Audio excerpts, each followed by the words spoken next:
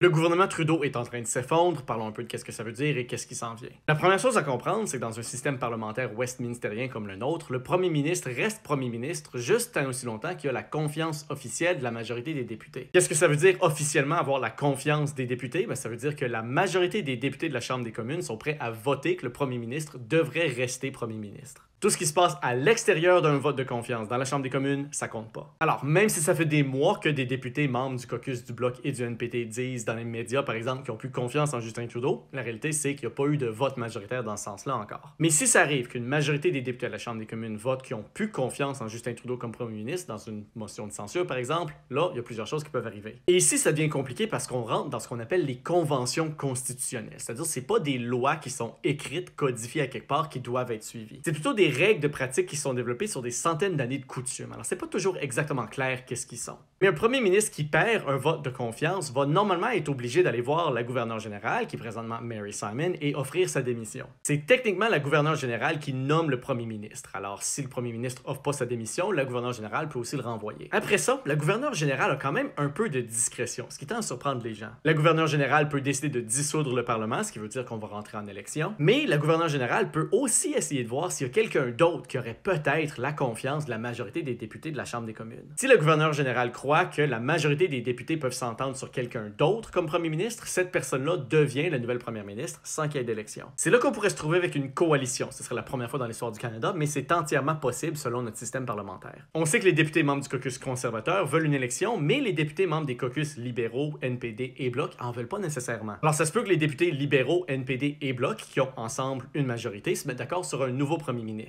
Pour avoir l'accord du NPD et du Bloc, cette personne-là pourrait leur offrir des postes de ministre. Ce gouvernement-là pourrait rester en place jusqu'à notre période électorale normale qui aura lieu à l'automne. Mais si le gouverneur général pense qu'il n'y a personne qui peut aller chercher l'appui de la majorité des députés de la Chambre des communes, on va tomber en élection. Probablement qu'on va pas se rendre jusqu'à un vote de confiance parce que c'est pas dans les intérêts du gouvernement Trudeau ou du Parti libéral de le faire. Justin Trudeau est en train de perdre les appuis de son propre parti, alors probablement qu'il sera plus chef du Parti libéral encore longtemps. Et le Parti libéral peut pas se risquer une élection sans chef. Alors, si Justin Trudeau sent qu'une motion de confiance s'en vient et qu'il va la perdre, il va probablement à la place aller voir la gouverneure générale et plutôt demander une prorogation du Parlement. Une prorogation, ça met tout de suite fin à la session actuelle du Parlement. Alors, les députés ne peuvent pas siéger pour tenir un vote de non-confiance. Justin Trudeau va expliquer qu'il fait ça parce qu'il a l'intention de démissionner et que son parti, qui forme le gouvernement, a besoin de temps pour choisir un nouveau chef parce que le nouveau chef va peut-être avoir la confiance de la majorité des députés. Après ça, ça va en théorie être à la discrétion de la gouverneure générale de proroger le Parlement ou pas. Mais encore une fois, selon les conventions constitutionnelles, la gouverneure générale est plus ou moins obligée de suivre les recommandations du premier ministre. Ça, en passant, ça avait été très controversé en 2008, quand Stephen Harper, qui était alors premier ministre, avait demandé une prorogation du Parlement précisément parce qu'une coalition libérale NPD-Bloc risquait de faire renverser son gouvernement. Le gouverneur général à l'époque, Michaël Jean, avait suivi la recommandation du premier ministre Harper. Pendant la prorogation du Parlement, ça va être au Parti libéral à choisir un nouveau chef selon ses propres règlements internes. Et la première chose que le nouveau chef du Parti libéral va être obligé de faire, c'est essayer d'avoir la confiance de la majorité des députés de la Chambre des communes pour devenir premier ministre. Maintenant, rappelons-nous, tout ça, pour l'instant, c'est encore de la spéculation. Puis il y a plein d'autres choses qui pourraient aussi arriver. Et c'est sûr que ça va beaucoup bouger dans les prochaines semaines, alors on va garder un œil là-dessus. Puis si vous avez des questions, laissez-les moi dans les commentaires.